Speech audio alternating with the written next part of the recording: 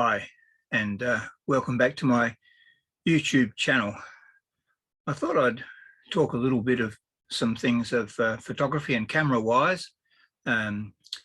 People respond to my camera reviews, even though I'm not real great at it, but any news, us photographers like to look at things that are talking about cameras because we're all pretty much into our gear and things like that. So today I'm going to talk about a little exercise I tried recently for the first time to actually try and fix one camera with parts from another camera.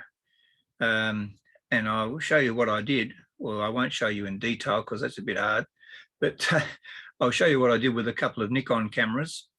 Also today, someone just, and I'll put, no, I won't put his name there, but someone just subscribed to me and became my 500th subscriber today. So it's a bit of a milestone. I did reach that milestone a few days ago, but then it went back to 499 and now it's gone up to 500. And what you find with YouTube is that sometimes you maintain a bulk number of subscribers, but sometimes people for some reason subscribe and then change their mind and unsubscribe. I've done that too with lots of channels that I've watched and for various reasons. But anyway, I'm there around about the mark. So 500, it might keep going. By the end of the year, who knows? I might even have 1,000 subscribers. Not that I'm trying to get subscribers, but it's just interesting to pass those milestones. And you don't necessarily become an overnight sensation in this activity, because I started probably, I don't know, what was it, about 9 years ago or something now, I think. Not sure of that. I have to check that up. Anyway, I've been blogging longer than YouTubing, but not all that much longer.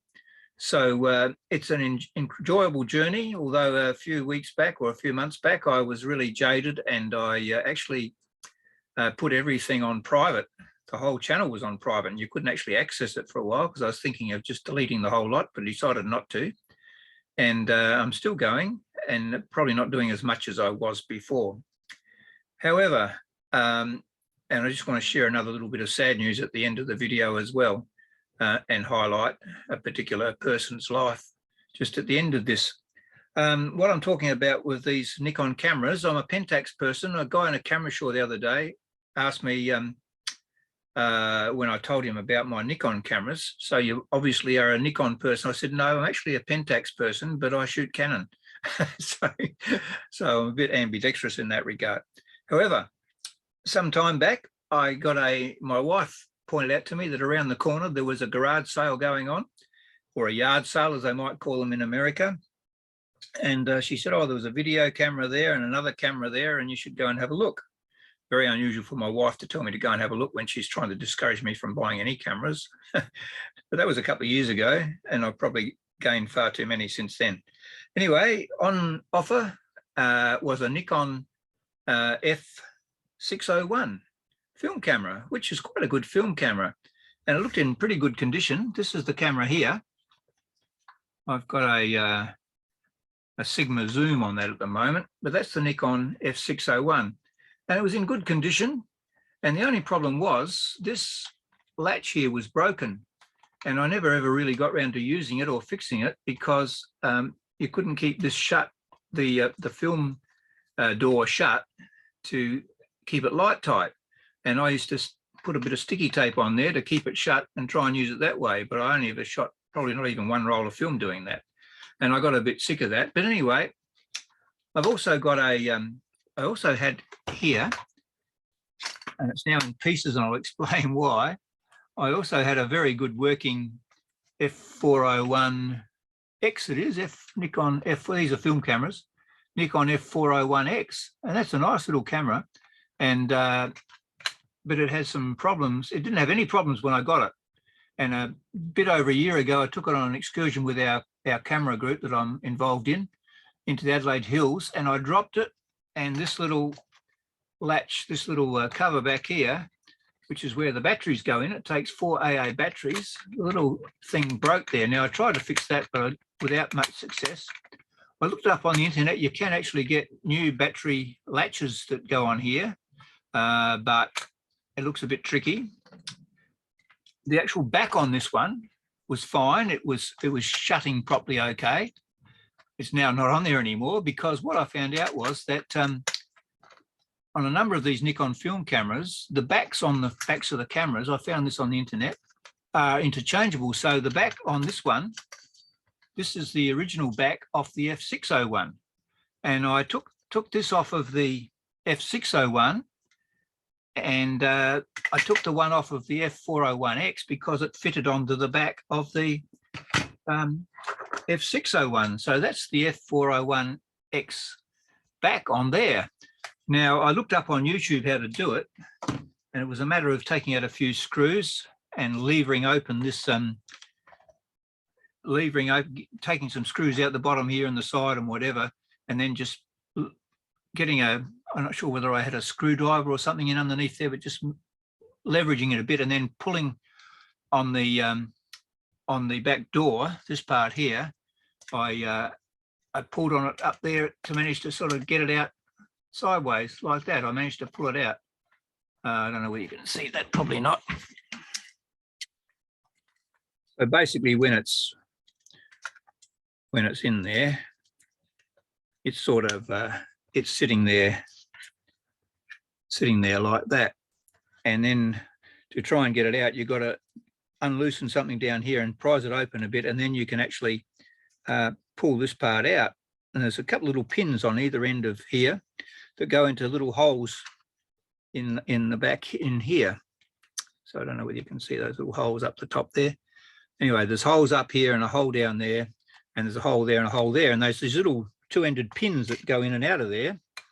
So I managed to pull them out with a pair of pliers. I managed to pull the little pins out, and then I got the other one off of the this one I got off of the F601, and because this battery compartment was fine, everything else about this camera was fine.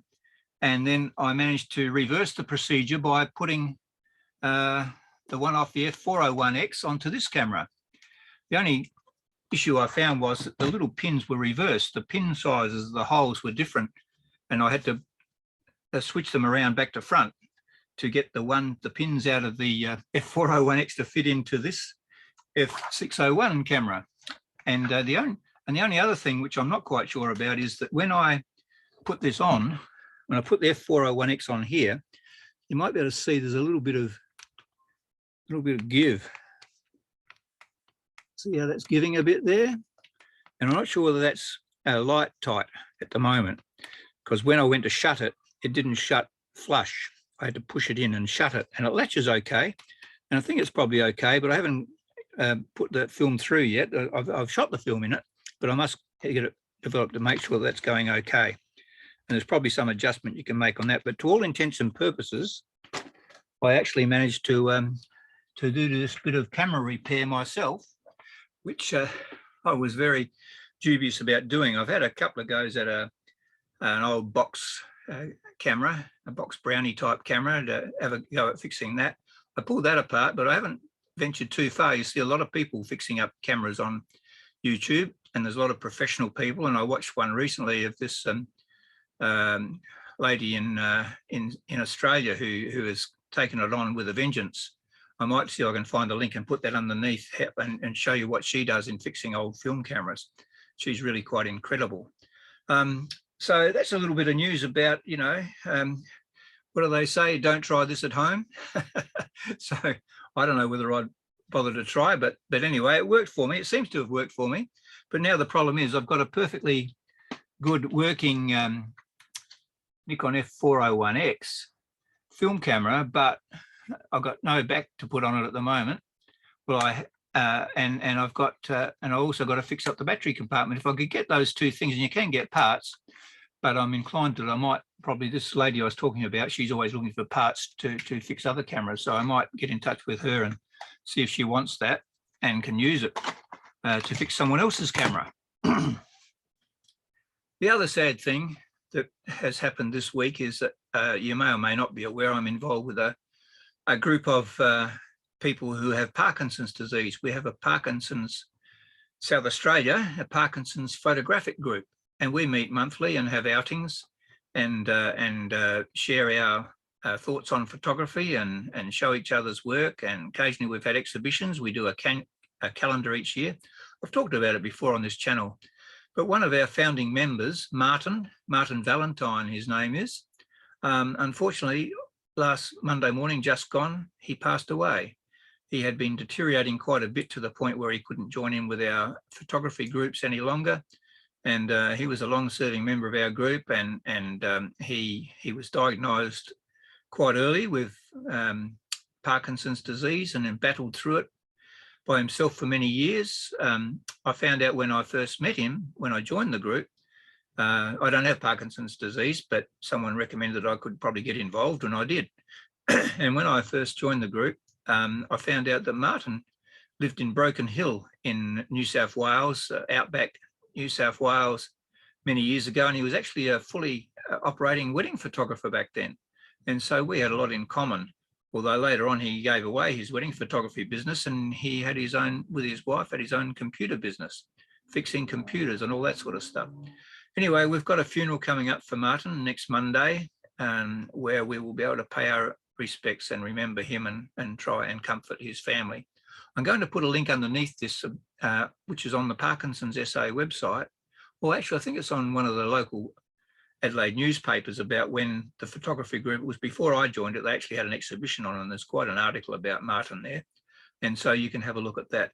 But he was a wonderful guy, and it's only a few years ago, or probably 3 or 4 years ago at the most, we went on a day trip to the Monarto Zoo up in the Adelaide Hills, and Martin was actually my driver that day because I was having some worries about my heart at the time, and he drove me up. But and sadly, with Parkinson's, it has all sorts of side effects, and you gradually deteriorate, although some people have different reactions to others. And a lot of the time it's kept in check with medication, but it is quite a battle for all these people, and I love them dearly, all the people in my Parkinson's photography group. So that's a sad ending, but I trust whoever you are and wherever you are, you're enjoying life and dealing with all the things that come your way, and just keep believing and keep trusting.